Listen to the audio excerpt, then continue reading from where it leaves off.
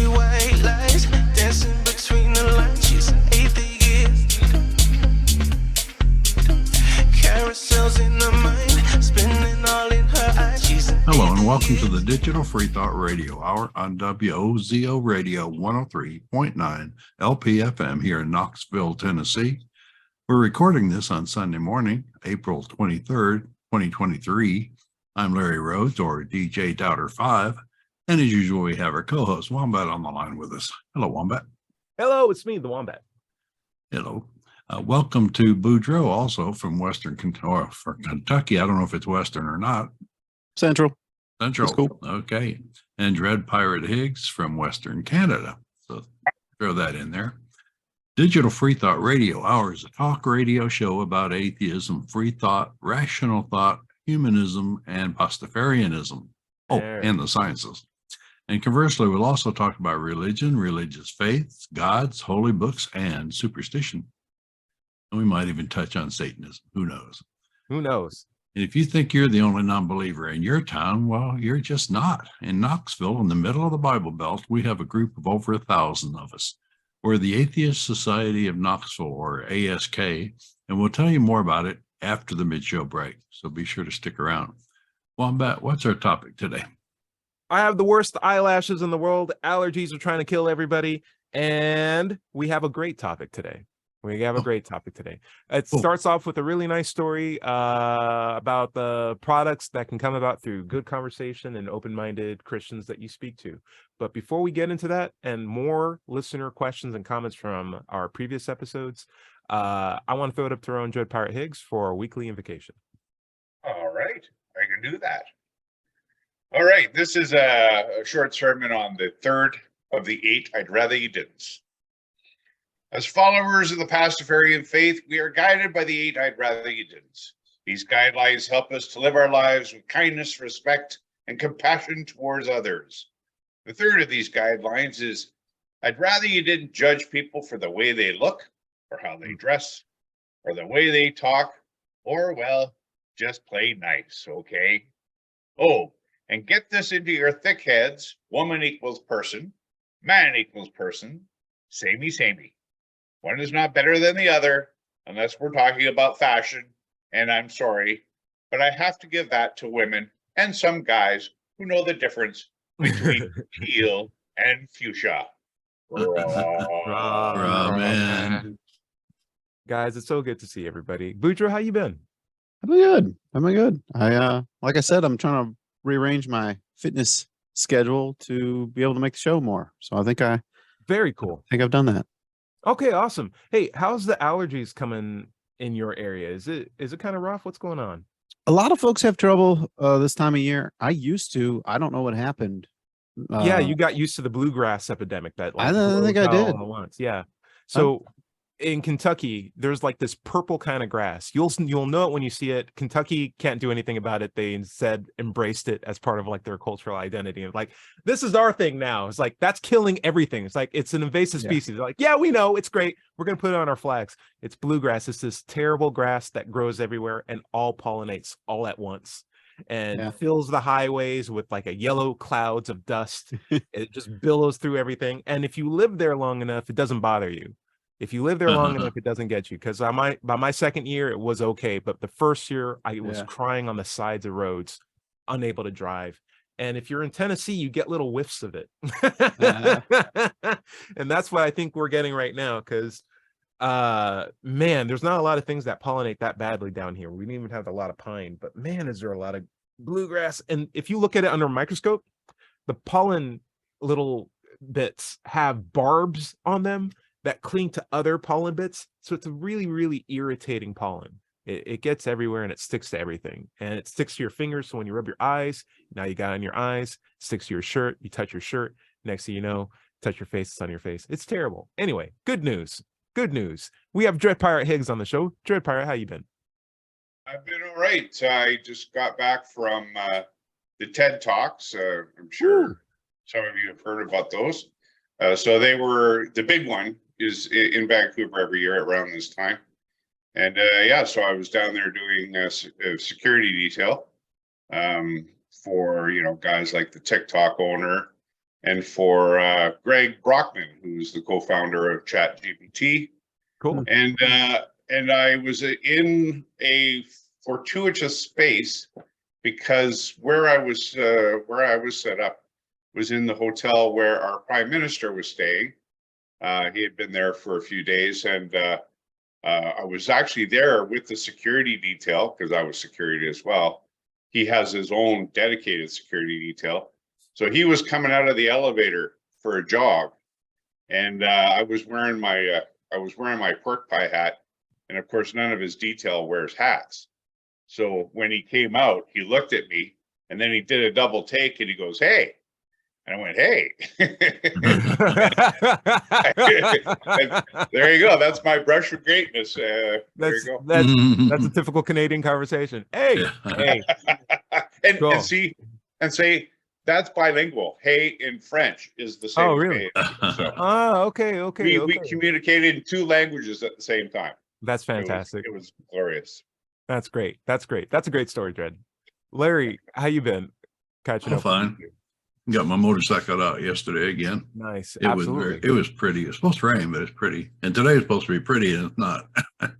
Yeah, it's 63 sunny, and cloudy. Yeah. Well, here it is. We have that rare 2 weeks of a lot of sun, but not a lot of heat. And so get outside and enjoy it. Yeah. Speaking of which, around this time 2 years ago also was a really nice day. Went out to have lunch with a friend of mine who is a Christian who I play disc golf with. And we ended up hitting it off really good on the field. We went and get some lunch afterwards. And I was in the state of mind where it's always fun for me to ask people why they strongly believe things, especially if they wear their beliefs on their sleeve. And so I always structure the conversation such that I'm not trying to challenge their ultimate conclusion. I'm not telling them that they're wrong. I'm just trying to look at the stepping stones that they use, the methodology they decided to operate under to get to that conclusion. Think of it as like that thread that's connecting them to their final, idea or thing that they're willing to defend. I'm looking at the thread. And that cool thing is most people don't think about the thread that they use that connects them with their ideology. They always just have the ideology and they identify with it, but they don't see the thread that connects the two. Nor do they ever take it out and examine it. They just have it. That's it.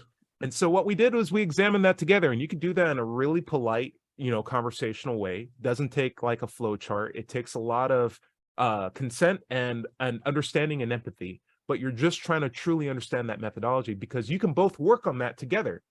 And you can work on that together and you can follow every step of the way that they use to arrive at their ideology. And here's the cool thing. If it turns out that there's a problem with that methodology, that's not something that they can argue away based on looking at the ideology. They have to look at the method that they're using. Like if there's a problem with the thread, like if the thread doesn't lead to their conclusion, that's a problem that we can both find together.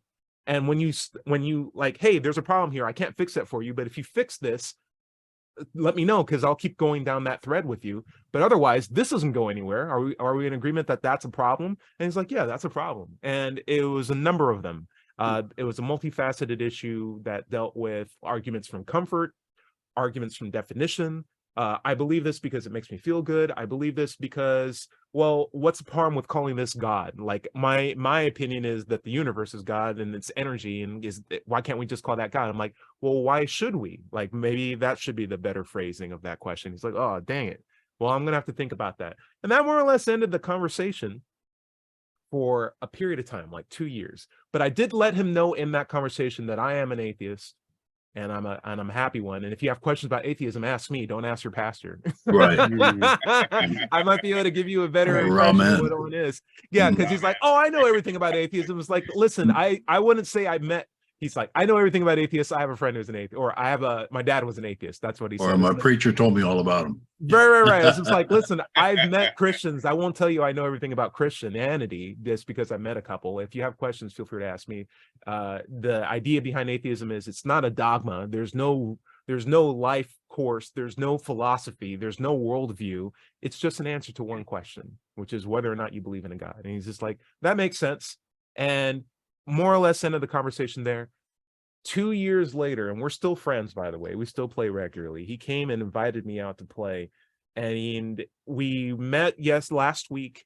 at a smaller course that he had some time to play after work, and he's really quiet. He's just like, okay, what's going on? I have no idea what he's about to say. It's either, hey, I joined a new cult, I would love for you to take my card, or I have this new program that I'd love for you to join, a timeshare or something like that. I don't know. He had that kind of vibe about him. But finally, we're on the fourth hole, and he comes to me and he says, listen, why I called you out today, I just wanted to let you know that both my wife and I had a conversation that we both don't believe in God anymore. And we both think that we're agnostic. And I think a lot of that came from the conversation that I had with you about 2 years back. And I just wanted to let you know about that as like one of the first people that I'm letting know that I am out of my religion. I'm like, good. That's Cool. huge. That's Yep. huge. That's Yep. huge. I'm not taking credit for that, by the way. What I'm really saying, because I've had conversations with many people who are much more closed-minded, doxastically closed. Is that how you would say that, Dred? Doxastically closed, right? Doxastically. Doxastically. The word. Doxastically. I can sign it. I can't spell it. I can't speak it. Close-minded. Closed-minded. Thank you. But I've talked with a lot of closed-minded people who weren't as open. And the cool thing is he took the things that I pointed out and worked on them, realized that they didn't go anywhere, came to his own conclusions on that.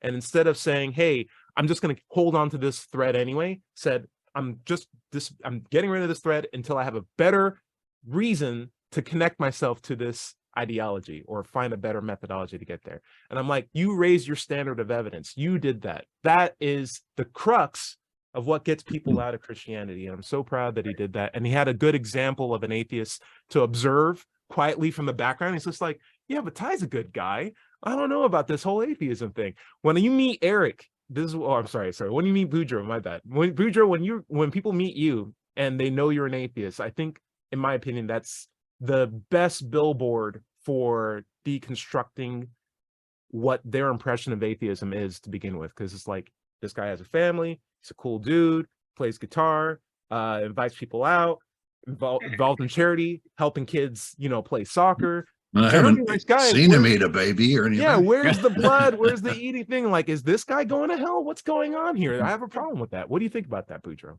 Well, that's a nice tie into our previous conversation that I'm really eager to hear about the comments from last week. But a tie into that, just the whole idea of I said, I hear all the time, man, you're pretty nice for an atheist. I think people learn about atheism through a pasture or through, they don't meet people. And that's why I've always felt too, I try to wait to tell people I'm an atheist so they can get to know me first and then tell. Now that window has been shrinking. I like now to tell them earlier, but I do feel like if you just meet someone, I don't want to open with, hey, I don't believe in your God. Right. Get to know someone, show them who you are. And then if they find out you're an atheist, I think that helps reinforce what you're saying, which is like not eating babies and not kind of that epitome of evil. Dred, what do you think? I was going to say that even like as a pastafarian, showing people that there are alternative belief systems to the Christian one, which is really the one we struggle most with, I think, the better appreciation people have for perhaps the outsider's view of what their beliefs are, being able to take an outsider's, what they call it, the outsider's test of faith, right? Is when you're looking at your own beliefs from an outsider's point of view. Yeah, like you look at other faiths. Exactly. And so when I encounter particularly Christians, who, when I tell them I'm a pastafarian, what that means, they say, well, you can't possibly believe that. And then I just, gently turn it around and say, well, you believe in talking snakes and virgin birth and a guy lived in a whale's belly for 3 days. You can't possibly believe in that, can you? Yeah, is it my job to tell you that you believe that too? Yeah, it's just exactly. Mm-hmm. But and honestly, I hate the rationale of, well, I'm just incredulous of whether or not you believe that, and that's enough to dismiss it. Like, that's such a low barrier. It shouldn't matter whether or not you think I believe it. It's are all these things nonsense or not?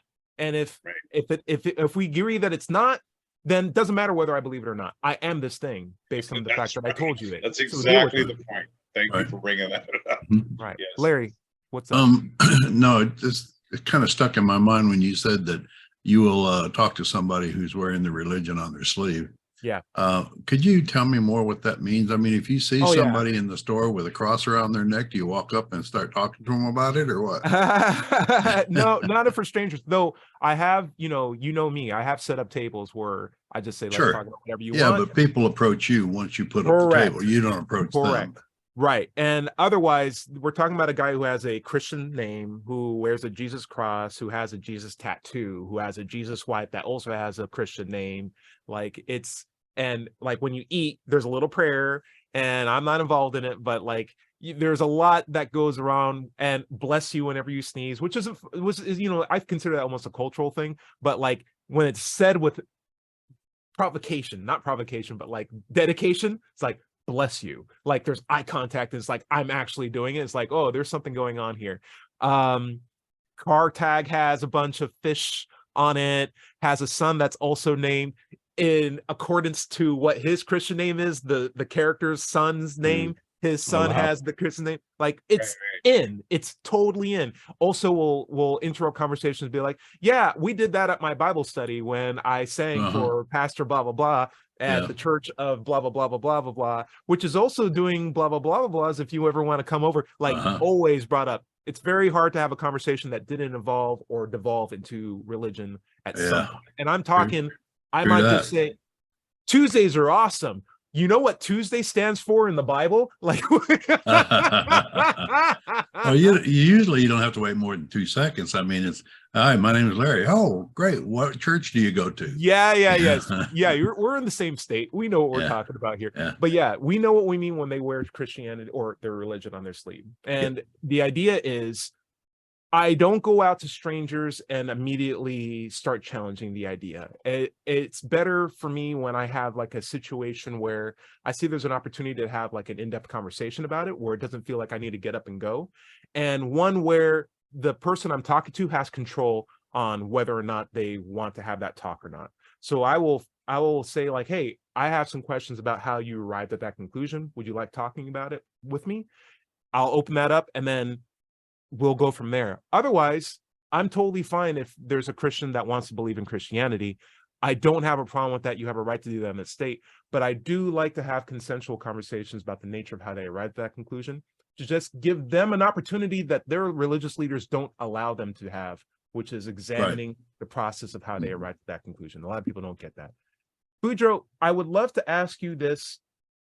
Do you think you've had long-term positive impacts on people? Because you say you don't let people know you're an atheist until they get to know you, but obviously there's going to be talk in your neck of the woods where people will be like, oh yeah, he's an atheist, and you won't say it or confirm it because you never were involved in that conversation, but you might be looked at by people who are in that religious areas, and they're just examining you from afar and not having that actual conversation with you. Do you think that might be as beneficial as the time where you actually do confront them and let them know, hey, by the way, this is where I'm at? Maybe. I feel like if people find out ahead of time, they bring in kind of that baggage, that prejudice, really, and so that is probably not the best way. I know I had a lot of like anxiety about whether or not to publicly change my, I don't know, publicly is the right word, but change my status on Facebook to atheist. Like that was like something that I really gave a lot of thought, because this is maybe 10 years ago. Some of the leadership at my work, were pretty religious people. I've since, discussed with my supervisor, that I'm an atheist, and he was originally really disappointed, but what? Yeah, well, disappointed in a joking way, because he wanted me to be on his team, right? I thought he was a man of science, like engineering, but I know it gets to all levels. Yeah. And I think I've said it before, in civil engineering, we're kind of like the country boy version of engineering where it's a lot of like, folks from Eastern Kentucky that come to the big city and they know kind of farm stuff, agricultural science. Those are a little more religious engineering areas. So yeah, I don't know. It's something I've gotten a lot easier with though. It's, obviously I do Summit. So I'm usually, when I meet people, I'm very quick to kind of gauge them to see if they're Summit worthy. Oh, and that doesn't absolutely. mean atheist. It just means open-minded. Right. Right. Yes. Absolutely. And so yeah, I have the decals on my car, the Flying Spaghetti Monster, the Darwin fish. Actually, I've been really considering some kind of a Flying Spaghetti Monster tattoo. I can't picture what to do yet. So I'm trying to be more like open about it. So this is my journey. I got you. And let us know how it keeps going. Dread, obviously you wear the pirate hat, the tricorn, the religious garb of Apostopharian. That's going to cause a lot of questions. I imagine British Columbia, though, is, particularly your neck of the woods, is small enough where people know. They're just like, oh, it's that guy, right? Yeah. Yeah, for the most part, and we're going to we're just in the finishing stages of a large 5 by 10 foot highway sign. No the way. Flying Spaghetti Monster. We're just doing the finishing touches on the design. We've already paid for the sign space, which when I was a realtor, that's where my realty sign went. Oh, it's a billboard. It's a billboard? It's a billboard, yeah. Oh, yeah. wow. Wow. Yeah. So it'll be the first one, of course, ever, I think. What does it say?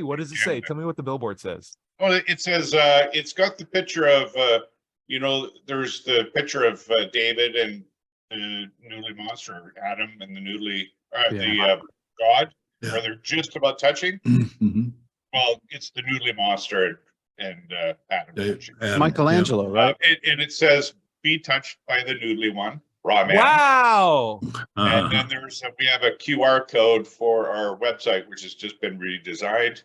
And then it says Church of the Flying Spaghetti Monster, BC. Wow.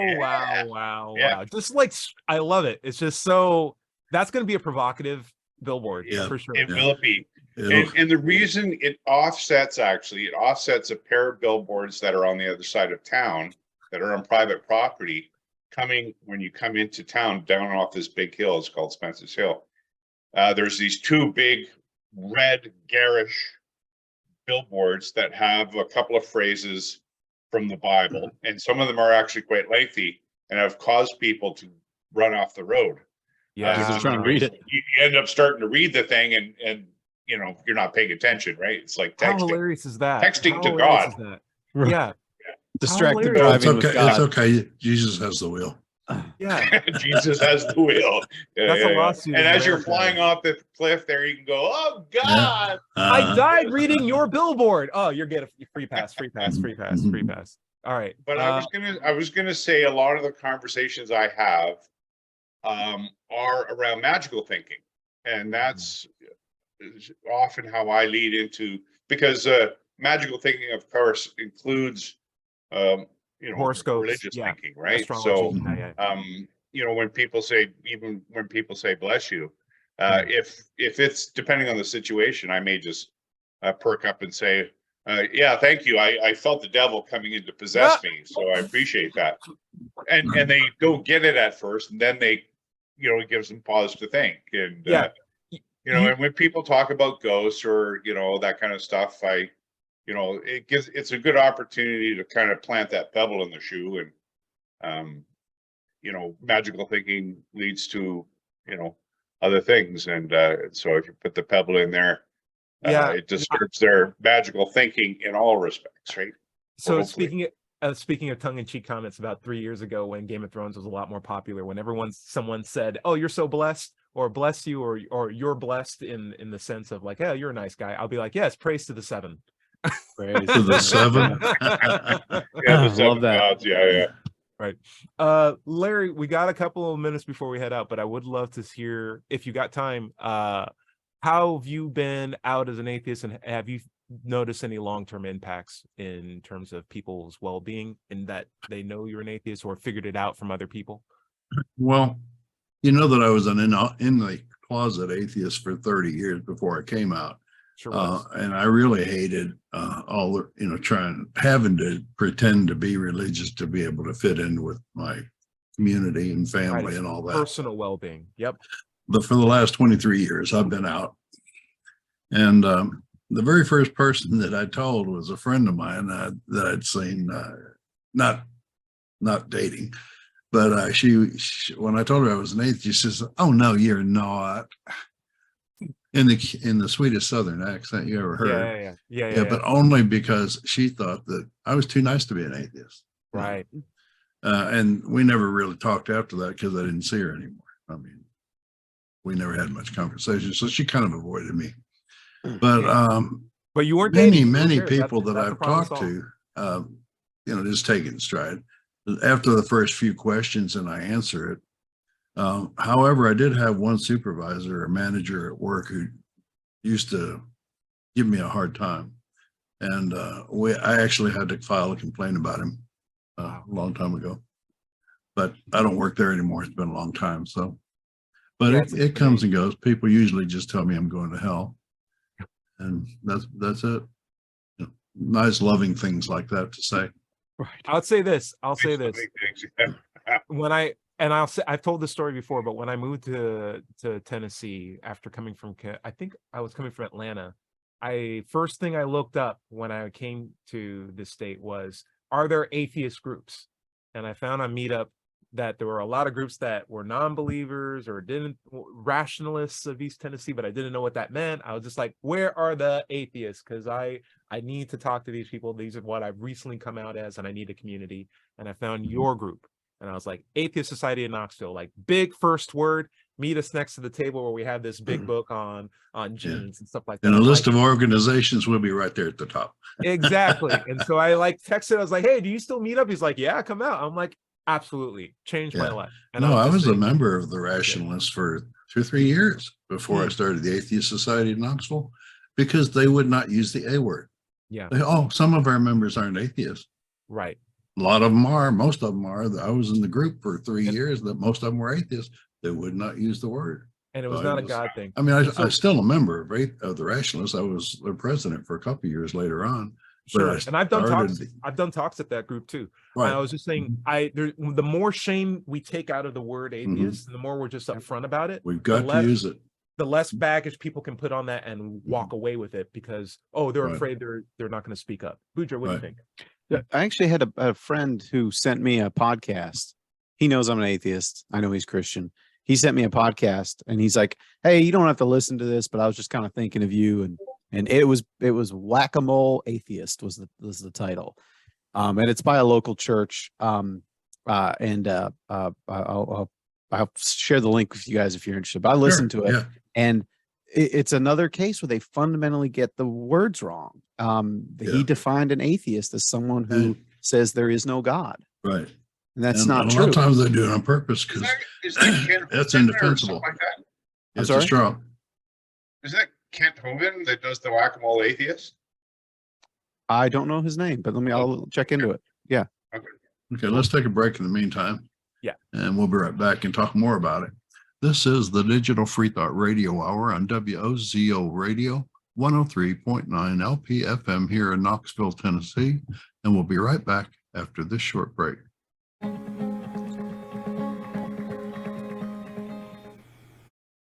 Welcome back to the second half of the Digital Freethought Radio Hour. I'm Daughter 5, and we're on WOZO Radio, 103.9 LPFM here in Knoxville, Tennessee. Let's take a moment to talk about the Atheist Society of Knoxville. ASK was founded in 2002. We're in our 21st year and have over 1,000 members. We have weekly in-person meetings every Tuesday evening at Knoxville's Old City and Barley's Tap Room in Pizzeria. Look for us inside at the high top tables. If it's pretty outside on the deck. We'll also have a Zoom meeting, an ASK Zoom meeting, the first Tuesday of every month. If you'd like to join us, email us for details at askanatheist@knoxvilleatheist.org or let'schatse@gmail.com. You can find us online on Facebook, meetup.com, or go to our website at knoxvilleatheist.org. By the way, if you don't live in Knoxville, you can still go to Meetup and do a search for an atheist group in your town. Don't find one? Start one. Right. Wombat, where do you want to pick up?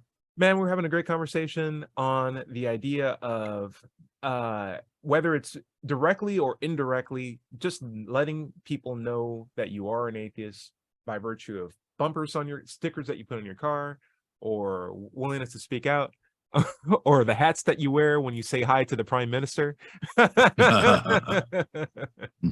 There's so many different ways that you can let people realize that you're out there, that you're not ashamed, that it's not a big deal, that it's not a bad situation. And that, yeah, listen, when your pastor tells you the next sermon that's atheists are terrible people going to hell, you think, but I know Ty, and we just had a good conversation about this, and Pastor Simon, or whatever your name is, you're not answering my questions. Whereas Ty was at least willing to sit down and work with me on these. That I feel like is the biggest indication. The pastor usually just says, believe. You got to believe. If you don't believe, just use faith to believe. Right. We're going into listener comment. This one feeds in right directly. This was from the show I Started My Own Religion. We got a quote from Electro Live who says, I don't need a stick to eat a good carrot.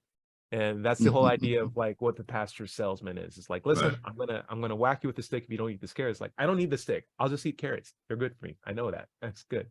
Hey, I had a question for Boudreaux. We'll throw this one out at you first. We have a listener from YouTube, reached out and asked, what if one day a Christian organization decided to fund a version of ChatGPT that was explicitly religious friendly? For example, let's say they program the AI to respond to questions about Christianity in a positive way and to promote Christian values, while downplaying or dismissing other religions, or as well as atheism. How do you think this could affect the way people interact with technology, and what repercussions might it have for society as a whole? Wow. It'd be bad. In 10 words. Gosh.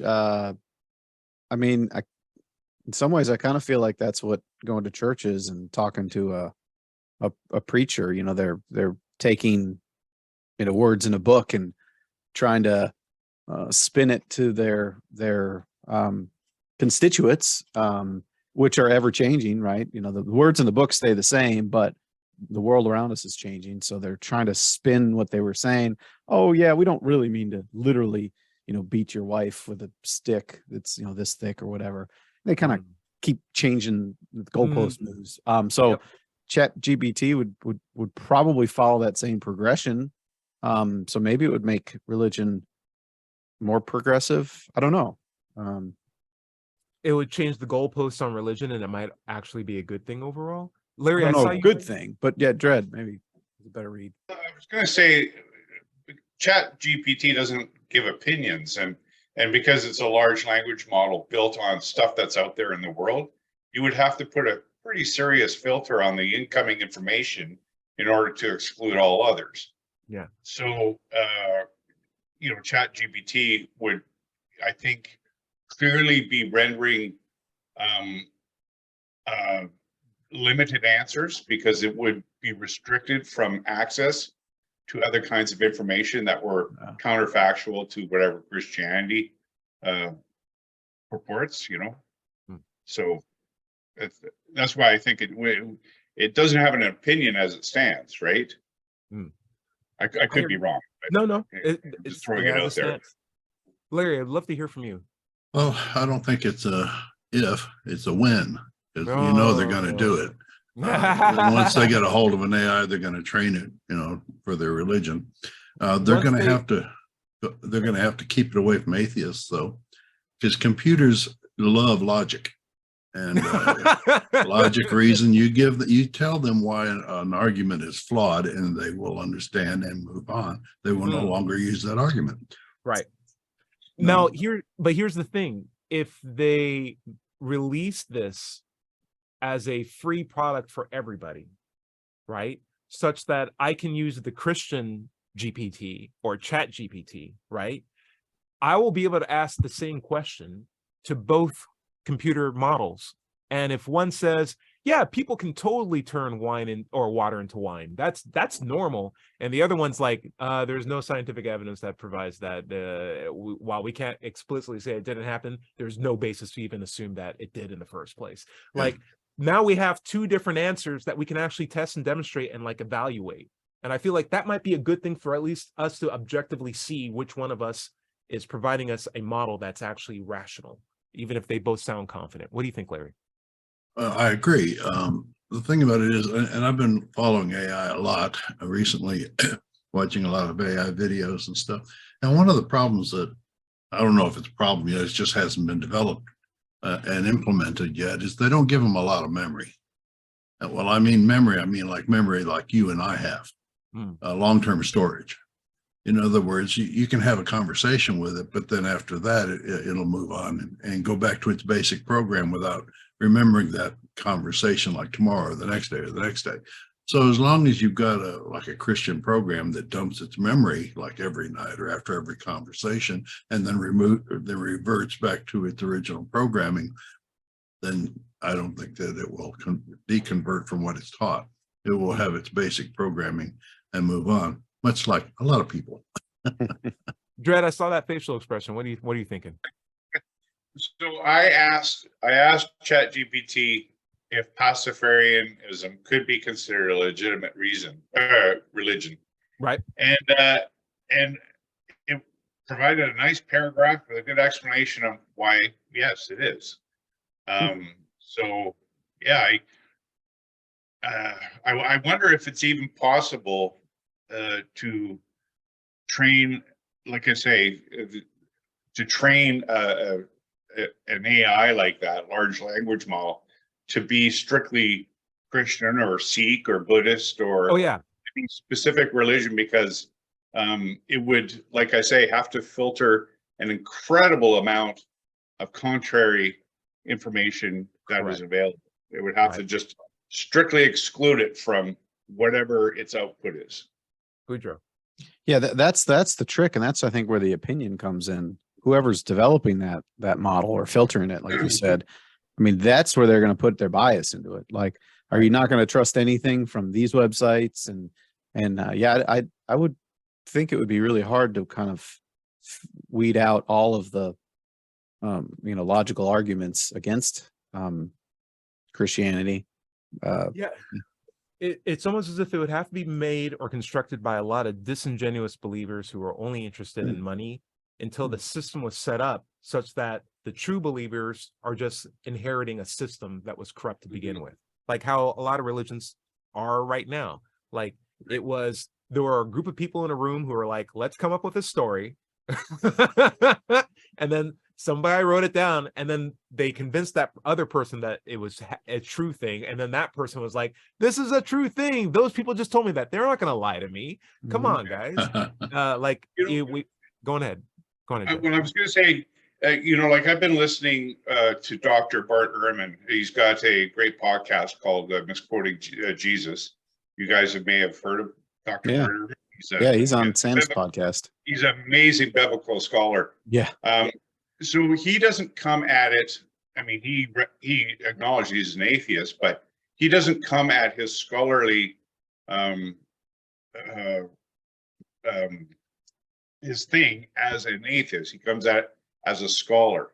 And so even the information about Christianity, which is internally conflicting and contradictory and all the rest of it, that would have to be included in any ChatGPT, because it talked about Christians or Christianity. And so even internally, I think there would be a certain degree and level of contradictory information that a ChatGPT would have access to, and might confuse the issue more than service it. Right. Like, if there's one thing I think would be really helpful for a lot of people who are ardent believers of Christianity, is just to meet an actual Hebrew person, or like even go on Google Maps and just look around Jerusalem. Look, you could do that on Google Maps. You could do that right now. Look around and see what God's chosen people actually look like. and then be like, wait a second, I have red hair. Yeah. It's like, and then you look at your poster of Jesus and you're like, that looks conspicuously Italian to me for some reason. Yeah. Something's wrong here. Something they Or don't it looks look like it looks like Obi-Wan from the Star Wars. Yes. yeah, like, or like if you're really like conservative, you could be like, aren't these the terrorists that I'm supposed to not like? Like, Right. there's a whole country full of them. Wait a second, hold on a second. All right, so guys, let's go into the next question. Boudreaux, you're up to bat. Oh, actually, Dredd, you did have the TED Talks on ChatGPT. I know you spoke on the idea of opinions. I did want to brush this up with you. The nature of having multiple models that are each specific to a specific religion. So like there's a Christian GPT, a Buddhist GPT, a Pastafarian GPT, noodly Lord forbid, right? Would that be a better system than just one monolithic AI that gives people answers? Could you say, well, I didn't like the answer I got from this one, so I went to mine and it provided me the answer that I'm the truth that I'm more comfortable with? You know, that is an excellent question. And yes, in fact, that was raised about essentially chat GPTs working kind of against each other, and that being the road to improving them overall. Yep. Is that as the limitations of one build, you know, the benefits of the other, and they go back and forth, and essentially AI becoming kind of like an open market, where they're allowed to essentially jump into an arena and compete with one another, right, to develop the better AI. That is definitely something that was put out there, and it seems very, very sensible. I like that idea. Larry, you want to add to that? I was just going to say that telling people what they want to hear, truth be damned, is now known the Fox News effect. You cursed twice in that sentence. You cursed twice in that sentence, Larry. Tucker Carlson Chat GPT, right? Yeah. Right. So and you could totally make those. It's actually kind of funny how there's a whole website called AI bots that are basically Chat GPT trained specifically to respond in the nature of somebody ahead of time, and you just log in and it talks as if it was Mickey Mouse or Tucker Carlson or Donald Trump. It's funny, but the idea that you have models that you can ask and test and they're competing against each other is, in my opinion, a better scenario, even though it seems uncomfortable to have a ChatGPT that will be biased in the way how it responds to particular people who believe in a God versus those who don't. It'd be good to have those models available to everyone, because then they could be tested against each other and it could be uniformly determined, objectively determined, which is giving us the most reputable, objectively true answer, or at least the one that we can test most rigorously. What do you think, Bujo? Well, that sounds rational for someone that might want to test them, but if someone just wants the comfort food, they just go to their Chat GPT, then they're in this echo chamber and they're not going to leave it. What's stopping them from just living in this world of comfort? I agree. Listen, there are still people who believe that alchemy is a thing. I'm not saying we should go away and, steal alchemic circles and crystals from everybody. I'm just saying the ones that we fund to solve problems should be the ones that are the most demonstrably accurate. And I feel like that's the great thing about an open market. We're not forcing you to not believe the things that we don't like. We clearly have things that work. You can stay down here at the base of a tree and eat worms, or you can climb up it and eat bananas with the rest of us. Like, you have the option. What do you think, Larry? Or sorry, Dredd, what's up? Well, I was going to say it's like Hutterites or the Amish. You can choose to live in that sort of a worldview, but you become increasingly isolated from the rest of the world. Yep. And there's a point at which you're really unrecognizable, or just unable to communicate with the rest of the world, because you become so isolated. Right. It's like being Branch Davidian or whatever. You just channel it down to a singular focus and you just can't relate anymore. And the cool thing is if you have kids and we're talking about something that's accessible on the internet, right? If they have access to the internet, they're going to find out stuff faster than you can probably block it. And I feel like that's a good, that has worked out for me so far, to have access to information before parental controls can like stop it. So I can come up with my own rationale without necessarily the input of what my authority figures in my life want me to know and stay away from. And I can come up with my own decisions. And so if you had like Amish society that had access to the internet, I know this is a weird idea, but the Amish people are saying like, there's no such thing as, I'm going to throw this out, green oranges. There's no such thing as a green orange. And then the kids look it up and realize, actually, oranges are naturally green. We turn them orange just so that they can sell better. But when you make an orange, it's green. And then you have to like grow the tree in a certain way to make it an orange. And like, isn't that blow your mind? It's like there's countries that only have green oranges. Like, this guy's lying to me. I have pictures, I have video. And now it's like, oh, this society's falling apart because it's built on lies. Like, how great is that? Like, I feel like that's the best way to deconstruct lies, is by showing that there's better alternatives that you can get access to, that the authorities in charge don't want you to have access to. Then you realize, oh, this is in my best interest. Hopefully. Larry, what do you think? Carl Sagan said, if it can be destroyed by the truth, it should be destroyed by the truth. I love it. Yeah. Yes. Okay, now we can move on to the next question. This one's on Stoicism. Dread Pirate. So this is a political question. I don't necessarily have the answer, but hey, Ty, I came across your Stoicism chat. I think I'm learning about Stoicism myself. I think the dichotomy of control is one aspect of Stoicism that I'd like to discuss with you. Another, as I understand it, is the virtues of justice, capital J, reason, capital R, and temperance, capital T. They were very involved in society and wanting and used to make a better world. Of which, I don't live in America, which politicians do you think best reflect the virtues of Stoicism? And I don't necessarily have an answer on my end, but I definitely have politicians I like that I've imparted, my biased view on whether or not they support justice, reason, and temperance. We don't necessarily have to go off them off the name in the show, but the idea is, Dread, you shook hands and had long, in-depth conversation with the Prime Minister before. I've heard he likes your hat and everything. Would you say he represents virtues of Stoicism? And where would you find him lacking? Justice, reason, temperance. Ooh, that's a really great question. Of course, I don't know him well enough to. Oh, you come on, you're brushing elbows with him. Like, I'm just in the security detail. We talk before he jogs. You know me. I'm like, hey. To tell you the truth, we're just like I this was on the way. I had just finished Marcus Aurelius's Meditations, and I was actually inclined to hand him that copy to as a gift, and just to say, here's something I like to give you. Okay.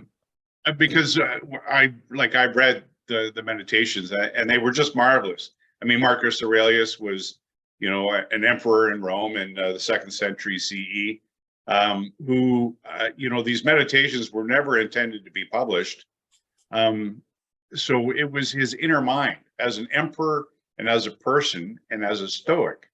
And it was so incredible and a read to get an insight into the mind of someone who was the most powerful man in the world at the time. And I don't see how anybody could not benefit by simply just reading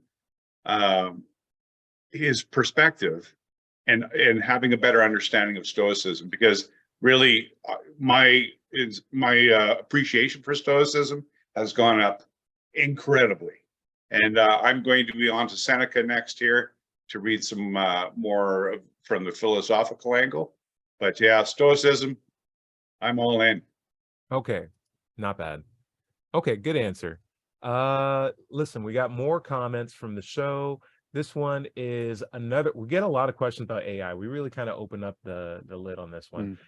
Abudro, we had a conversation on whether or not AI could feel anything, and we said no, because it's just, electricity. based on working off of algorithms. And even if you explicitly ask ChatGPT, it says, I'm a language model AI, I'm not even aware of the words that I'm saying. It's just an algorithm, and I'm just giving to you one word at a time, essentially. However, we had a comment from Data Trader Room who says that at the core, your emotions are also electrochemical reactions. Are you also saying that you don't have emotions? Boudreaux, No. what do you think about the idea of electrochemical reactions in the brain? And don't go into free will, because I know you're already thinking about that. I know the look in your face. But like the idea that you are a bag of electricity or a bag of chemicals, that's all you are. Right. You have some electrical synapses going on, and you experience a subjective feeling of emotions. How's that in any way valid or important? And can't that necessarily be imparted on other bodies that go through the same thing too, that are also chemistry and electricity? So stepping out of my lane a little bit, this isn't my expertise by any stretch, but it sounds to me similar to kind of what we think we might know, and that's not much, about consciousness. I think to me, whether it is, real or the emotions, whether, if they're just a chemical reaction, how we perceive it, I think, is the most important thing. That's, the fact that we're aware of it, and it affects our decisions, it affects our mood, it affects how we go on. I don't know that it needs to be real, so to speak, but it definitely has an impact. So kind of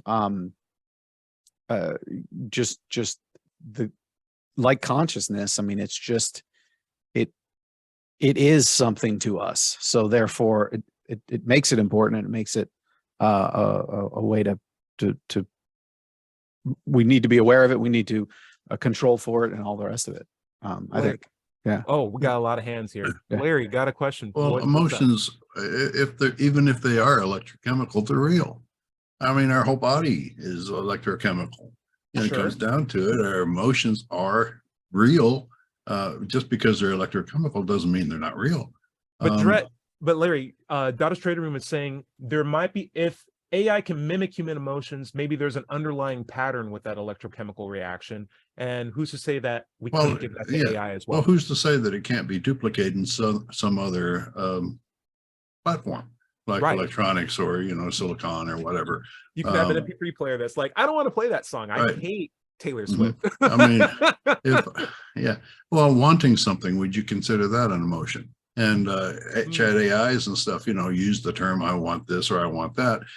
So I means self consciousness, and want is an emotion, to move in a direction to attain something.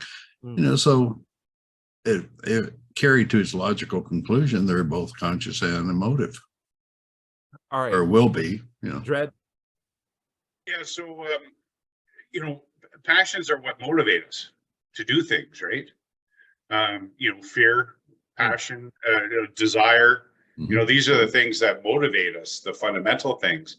And then we apply reason in our intelligence to achieve those goals, those passions, right? And which is like what David Hume had said, that, reason is the slave of the passions, but not in a bad way. It's just to inform us that our passions are what motivate us, and we use our reason to get us to the objects that our passions motivate us toward. I would also say this too, when we ask, can an AI feel emotions? There's the underlying extra line there where it's, can they feel it like us? Because yes, I can say I have passions, or I want blank, blank, blank, and I can get a robot to issue out those words in order in the same way that I'm expressing them. But the mechanics behind what's making me feel like I need to say that, and what a programmed AI is doing in order to elicit that term, are different things. And it's a very efficient process that the AI is doing, but the outputs, even though they're identical, don't speak to the mechanics behind it. And what we really are interested in is a robot that thinks and feels and has intelligence like how we feel. And can we get there? Maybe we can. I think so. We aren't there yet. And I think what the ChatGPT does is a really close mimicry of the outputs that we offer, but not the mechanics that we're using to deliver that process. Emotions have emotions have experiential outcomes.